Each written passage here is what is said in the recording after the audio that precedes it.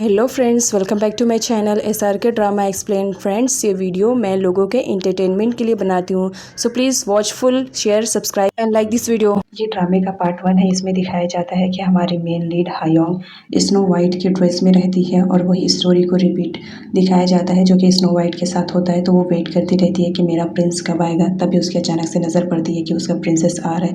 वो अपने हेयर वगैरह को प्रॉपर करके वापस से लेट जाती है। प्रिंस आता है, वो उसे जगाता है बट वो नहीं उठती है। तो वो उसे अपने बाहों में ले लेता है और उसे किस कर लेता है और बोलता है प्लीज़ तुम उठ जाओ। हायोंग की आंख जैसे खुलती है वो देखकर शॉक्ड हो जाती है कि प्रिंसेस इतना गंदा रहता है। वो देखकर उसे चिल्लाने लगती है कि इसने मुझे किस किया है। अचानक से उसकी आंख खुलती है, वो क्लास में रहती है। वो अपने मुंह को साफ करने लगती है, बोलती है ओ माय गॉड, मुझे किसने किस कर लिया है। क्लास के सारे स्टूडेंट हायोंग को देखते रहते हैं कि ये पागल हो गई है। अचानक से हायोंग को रियलाइज होता है कि मैं तो क्लास में हूँ। वो बोलती है थैंक गॉड, ये मेरा सपना था। उसके बाद सर को दिखाया जाता है जो कि अपनी फिंगर्स को नाक में डाले रहते हैं। वो बोलते हैं इसका मतलब तुम क्लास में सो रही थी। वो आते ही उसी हाथ से उसके मुंह में डाल देते हैं जिसकी वजह से उसको बहुत गंदा लगता है। इस टाइमिंग में दिखाया जाता है सारी लड़कियां मेकअप करती रहती है लेकिन हायोंग कुल्ला करती रहती है क्योंकि सर ने उसके मुंह में जो उंगली डाल दिया था इसी वजह से। उसके बाद दिखाया जाता है कि उसके फ्रेंड उससे पूछती कि क्या हुआ, तुम क्लास में इतनी ज़ोर से चिल्लाई, क्या किसी ने तुम्हें किस कर दिया था। तो हमारी हायोंग बोलती है ऐसा कुछ भी नहीं है,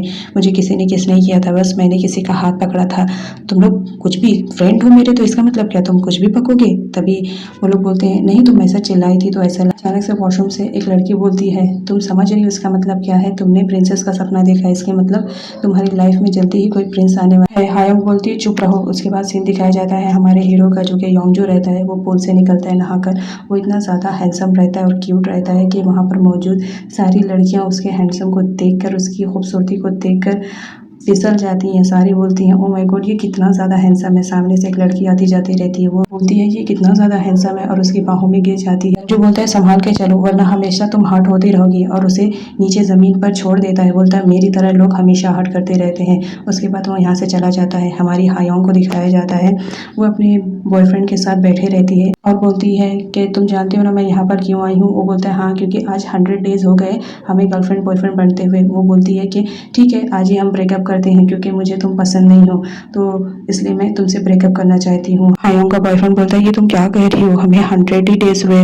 हायोंग बोलती है इसीलिए ब्रेकअप कर रही हूँ क्योंकि मुझे तुम पसंद नहीं आए हो लल्लू। और वो बोलकर वहाँ से चली जाती है। नेक्स्ट सीन में दिखाया जाता है कि हमारी हायोंग स्टेयर्स से उतरती रहती है और बहुत उदास रहती है क्योंकि उसने ब्रेकअप कर लिया था। तभी वो एक बेगर को देखती है कि वो जो भीख मांगता रहता है। वो बोलता है प्लीज़ मुझे कुछ दे दो, मैंने कुछ दिनों से कुछ नहीं खाया है। तो हमारी हायोंग को याद आता है कि उसके एक्स बॉयफ्रेंड ने ब्रेकअप से पहले उसे कुछ दिया था, तो वो गिफ्ट निकाल कर बेगर को दे देती है और वहाँ से चली जाती है। बेगर गिफ्ट के रैपर को ओपन करता है, उसमें उसके एक्स बॉयफ्रेंड ने सेलिब्रेशन के तौर पर उसे कार्ड दिया था कि आज 100 डेज हो गए हमें गर्लफ्रेंड बॉयफ्रेंड बनते हुए। इधर हमारे मेन लीड योंगजू को दिखाया जाता है जो कि किसी से फ़ोन पर बात करते हुए ड्राइव करते हुए जाता है। इधर दिखाया जाता है हायोंग बहुत ज़्यादा उदास रहती है, कहती है फाइनली आज मैंने उससे ब्रेकअप कर दिया।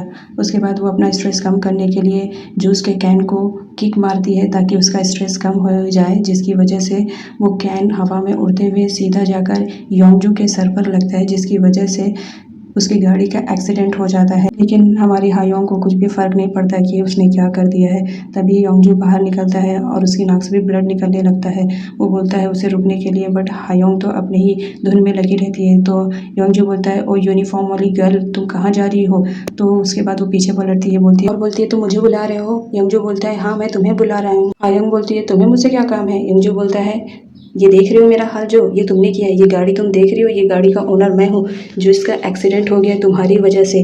और उसे बुलाता है और दिखाता है क्या ये कैन तुमने फेंका है। तो हमारी हायोंग बोलती है नहीं इसे मैंने नहीं फेंका है। तो योंगजू बोलता है क्या तुमने इसे किक किया है। हायोंग बोलती है हाँ मैंने इसे किक किया है। योंगजू बोलता है तुम्हारे एक किक की वजह से तुम्हें मालूम है क्या होने वाला था, मैं मरते मरते बचा हूँ और तुम देख रही हो मेरी गाड़ी का क्या हाल हो गया है। बताओ अब इसकी पेमेंट कौन करेगा, तुम्हें मालूम है ये कितनी महंगी कार है। हायोंग बोलती है मेरा कोई ऐसा इरादा नहीं था तुम्हें मारने के लिए, मैंने तो बस अपना स्ट्रेस कम करने के लिए उसे किक किया था, मैं तुम्हें मारना नहीं चाहती थी और मुझे मालूम भी नहीं था कि तुम आ रहे हो।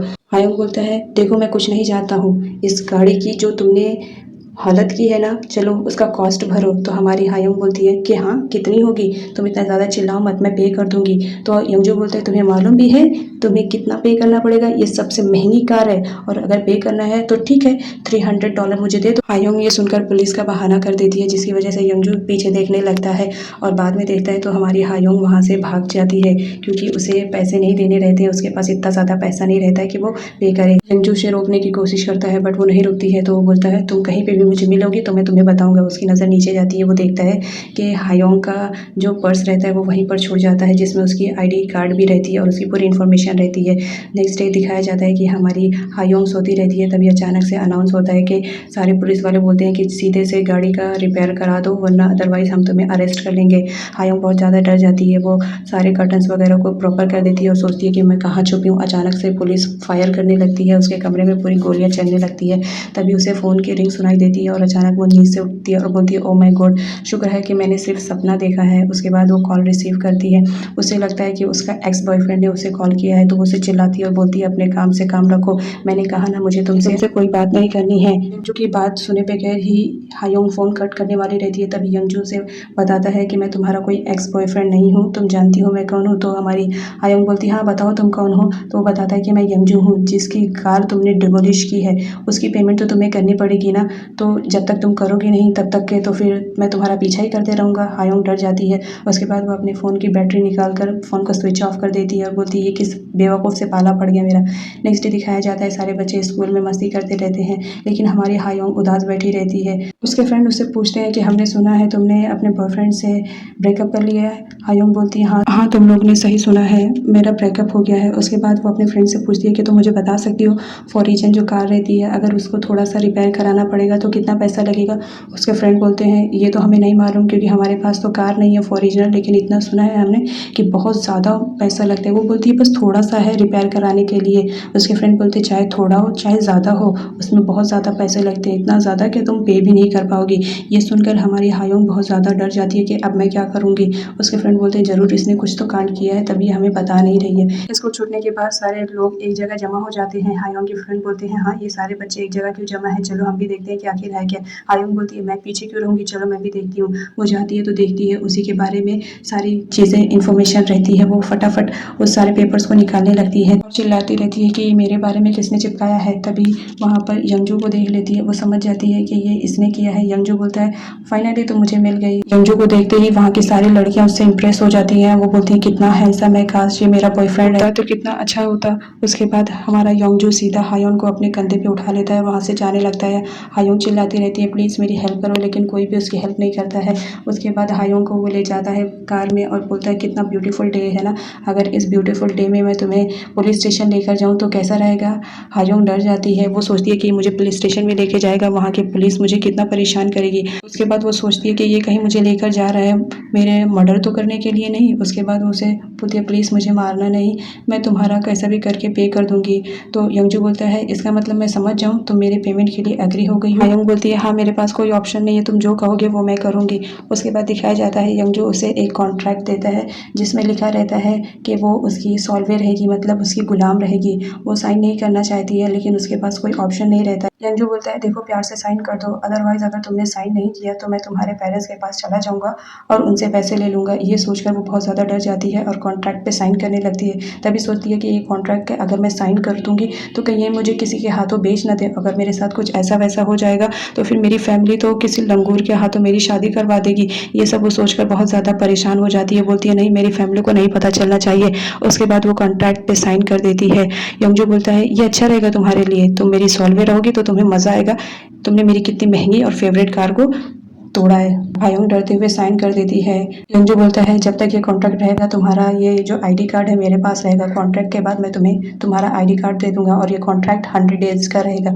उसके बाद दिखाया जाता है कि वो दोनों होटल में रहते हैं तो खाना ऑर्डर करता है, लेकिन हमारी हायोंग बहुत ज़्यादा उदास हो जाती है कि उसने सारा खाना अपने लिए मंगाया रहता है। हायोंग के सामने तो सिर्फ एक गिलास वाटर रहता है। वो बोलता है तुम मेरी सॉल्वे हो, मेरे साथ इतने महंगे रेस्टोरेंट में नहीं खा सकती हो। वो अपना क्रेडिट कार्ड देता है और बोलता है जाओ कुछ कुकीज़ लेकर खा लेना बाहर, और याद रखना अगर तुमने ज़्यादा खर्चा किया तो ये भी तुमसे ही भरपाई करूँगा। उसके बाद हमारी हायोंग को दिखाया जाता है वो इतनी ज़्यादा स्मार्ट रहती है, वो उसके क्रेडिट कार्ड से इतना ज़्यादा खाना ऑर्डर करती है और खा लेती है, बोलती है तुम्हें मज़ा आएगा। उसके बाद दिखाया जाता है इधर एक लड़का रहता है जो कि रॉकस्टार रहता है, वो बैंड की प्रैक्टिस करते रहता है। तभी वहाँ पे यंगजू आ जाता है और बोलता है तुम अभी भी यही कर रहे हो, तुमने सीखा नहीं है? तो बोलता है कोई बात नहीं ब्रो, बहुत जल्दी मैं देखना एक रॉकस्टार बन जाऊंगा। यंगजू बोलता है हाँ चलो हटो, मुझे बैठने दो। उसके बाद वो बैठ जाता है। तो उसका फ्रेंड जो रहता है कि वो उससे पूछता है कि क्या हुआ, तुमने अपनी गाड़ी को अभी तक ठीक सही नहीं करवाया, क्यों तुम्हारे पास पैसे नहीं है? तो हमारा यंगजू बोलता है ऐसी बात नहीं, मेरे पास बहुत पैसे हैं, फिलहाल तुम ये देखो। वो उसे कॉन्ट्रैक्ट दिखाता है, वो पढ़ता है और बहुत ज़्यादा शौक में हो जाता है कि किसी लड़की को तुमने अपनी सॉल्वे बनाया है, इसका मतलब क्या तुम उससे प्यार करते हो या तुम उसे परेशान करना चाहते हो? तभी यंगजू बोलता है मेरी लाइफ तुम्हारी तरह बोरिंग नहीं है, मैं अपनी लाइफ में कुछ ना कुछ इंटरेस्टिंग करता हूँ। और ये बोलकर वहाँ से जाने लगता है। उसका दोस्त बोलता है कि यार ये तो बहुत चालाक निकला।